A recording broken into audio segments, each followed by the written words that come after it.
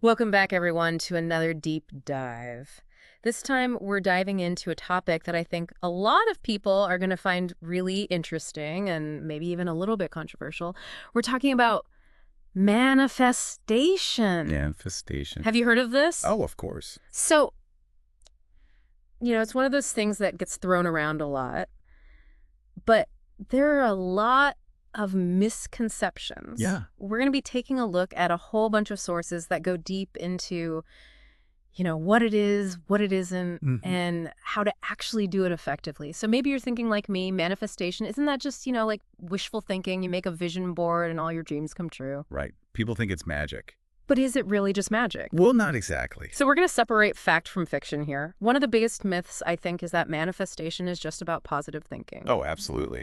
Just like smile at the universe and good things will happen. But if that were true, wouldn't we all be millionaires by now? Right. You can't just think your way to success. One of the sources we look at made a really great analogy. Oh, I love analogies. They said, positive thinking is like the fuel in a car.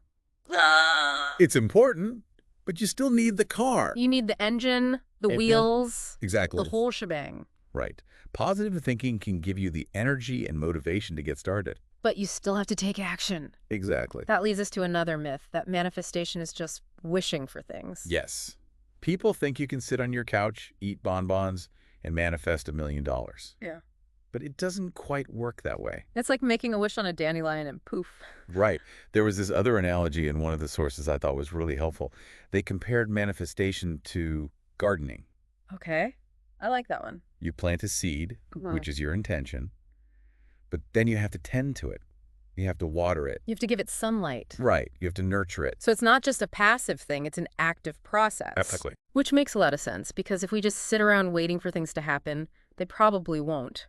We have to actively participate in creating the life we want. And that brings us to another big misconception, that manifestation is instantaneous. Oh, yeah. You snap your fingers and boom, you have everything you ever wanted. Right. That's the I want it now mentality. But the sources we looked at emphasize that real, lasting change takes time. It does. Think about any significant accomplishment in your life. Did it happen overnight? I mean, definitely not. It took effort. It took dedication. Right. And sometimes it took setbacks. Totally. And that's a good point, because that actually connects to another myth we're going to debunk, that manifestation means ignoring reality. Yes. People think it's about pretending everything is perfect. Right, just burying your head in the sand. But the sources we looked at were very clear that acknowledging your current reality is actually essential. So it's not about denying the challenges, it's about facing them head on. Recognizing where you are now is the first step to creating the future you want. It is. You can't build a house on a foundation of denial. Right. You have to be honest with yourself about your starting point. And then from there, you can start taking steps to move forward. Absolutely. And this is all super interesting, but I have to admit, I used to think manifestation was kind of a woo-woo thing. Oh, yeah. Like it was only for people who are super into spirituality. I hear that a lot. But is that true? Well, the sources we looked at actually argued that manifestation is for everyone. Everyone. Everyone. Because at its core, it's really just about setting intentions and taking action. I mean, we all do that to some extent, right? Whether we call it manifesting or not, we all have goals. We all have things we're working towards. Exactly. We picture ourselves achieving those goals. We visualize success. So it's about harnessing that natural human ability to imagine and then aligning our actions with those visions. That's a great way to put it. Okay. So we've busted some myths about manifestation. We've talked about what it isn't. So now I'm really curious to dive into what it actually is. How do we actually do it? Well, let's get into it. One of the sources we looked at had this really cool 3-step approach to manifestation: Okay, I'm listening. clarity, action, and resilience.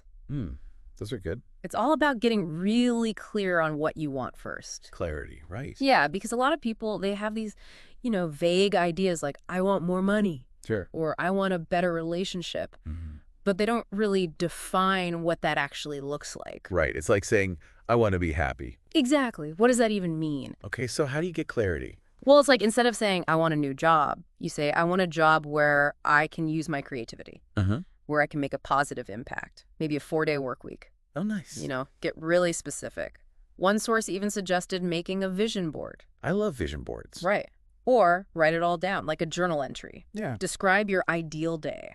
Oh, that's good. I like that. Okay, so you've got your vision. Now what? Action. This is where you got to put in the work. Bridge the gap between where you are and where you want to be. No more sitting on the sidelines. Right. And action can be a lot of things.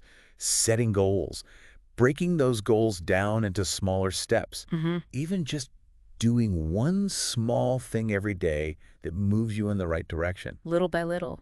Exactly. Remember the gardening analogy? Yeah. You don't just plant the seed and walk away. Right. You got to nurture it. You got to water it, weed it, give it sunlight.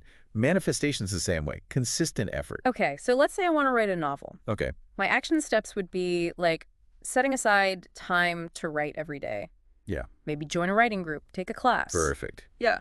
Making a plan and sticking to it. Yeah. Even when it's hard. Because it will get hard. Oh, for sure. You're going to have days when you don't feel like it, days when you doubt yourself. And that's where resilience comes in. That's the third piece. Resilient. Being able to bounce back from setbacks. Keep going even when it gets tough. I mean, that's important for anything in life, right? Absolutely. Yeah. You know, one source talked about J.K. Rowling. Oh, interesting. All those rejections she got before she found a publisher for Harry Potter. Wow, yeah, if she'd given up. Exactly. No, Harry, fought. The world would be a much sadder place. Right, but she was resilient. She kept going, so resilience is key. It is. It's about seeing those challenges Yeah. as opportunities to learn and grow. Remember your why. Your why. Yeah, your reason for wanting to achieve this goal. That'll keep you going. That's good. I like that. Okay, so we've got our 3 steps. Clarity, action, resilience. Makes sense to me. But are there any, like, traps people should watch out for? Oh, yeah, good question. I think one of the biggest ones is what they call spiritual bypassing. Spiritual bypassing. It's like using manifestation to avoid dealing with difficult emotions. So instead of actually addressing the problem, you're just trying to manifest your way out of it. Exactly. Like if you're in a job you hate, Uh-huh. instead of looking for a new job, you're just trying to manifest a raise. Right, but that doesn't really solve the root of the problem. It doesn't. It's important to face those tough emotions head on. You know, do the inner work. So it's about finding a balance. Focusing on the positive, but also being willing to deal with the negative. Exactly. Otherwise, you're just building on a shaky foundation. Okay, that makes sense. So Um, clarity, action, resilience, and also self-awareness. Yes. And emotional intelligence. Right. Got it. Anything else? Well, I think another thing to watch out for is getting so caught up in the doing Mm-hmm. that you forget about the being. Being. Okay. What do you mean by that? Being. Okay. What do you mean by that? It's like, you know, making sure you're taking care of yourself. Oh, okay. Self-care. Yeah, self-care. But it's also about cultivating a sense of inner peace, Inner peace. alignment, self-worth. So it's not just about achieving the goal. It's about who you are on the inside. Right. It's about recognizing that you're already worthy, even before you get that promotion or whatever it is you're trying to manifest. So you're not chasing external validation. Exactly. It's about finding that validation within yourself. Makes sense, because if you're not happy with yourself now, Right. Then getting that new card or whatever isn't going to magically make you happy. it's like putting a Band-Aid on a deeper wound. Exactly. So part of manifestation is also about working on yourself. So things like self-love, gratitude, taking care of your mental health. All of that. Because when you feel good on the inside, it shows on the outside. And I guess that can even help you attract more good things into your life. That's the idea. One of the sources talked about aligning your energy with what you want to attract. Okay, yeah. If you're stressed out and negative all the time, you're not going to attract positive things. Right. So find that balance between action and just being. Yeah, and trusting the process. Trusting that things will work out. Sometimes the best thing you can do is let go of control. Surrender. That's hard. It can be, but sometimes what we think we want Yeah. isn't actually what's best for us. Oh, interesting. The universe might have a different plan, A better plan. maybe.